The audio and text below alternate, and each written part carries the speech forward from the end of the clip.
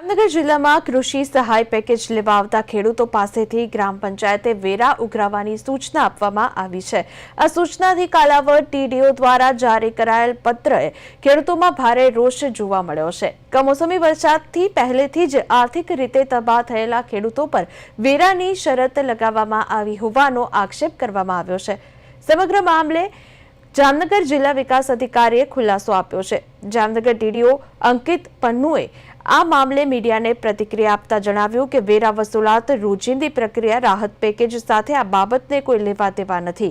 વગર વિલંબે ખેડૂતોને જરૂરી કાગળો આપવામાં આવે તેવી તમામ ટીડીઓને સૂચના આપવામાં આવી છે। કૃષિ સહાય આપવા માટે ખેડૂતોને કોઈ વેરો ભરવાનો નથી અને કોઈ પ્રકારની તંત્ર દ્વારા હેરાનગતિ કરવામાં આવશે નહીં।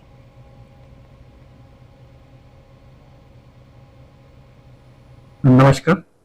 कालावाड़ तालुकाना एक लेटर हाल एक वायरल થઈ રહ્યો છે।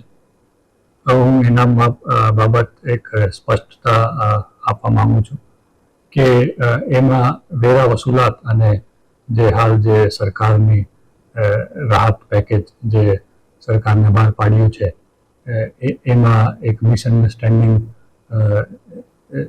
જોવા મળી છે લોકોમાં।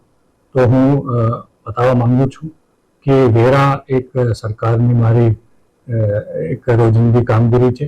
એનાથી જે સરકારના જે રાહત પેકેજ છે એનાથી કોઈ લેવા દેવા નથી અને રાહત પેકેજના જે કાગળો છે એ એના માટે જે કંઈ કાગળ અને જે સાધનની જે પાણીપત્રક છે, વાવેતરનો પત્રક છે અને કોઈ અન્ય પણ પત્ર ખેડૂતોને જોતા હોય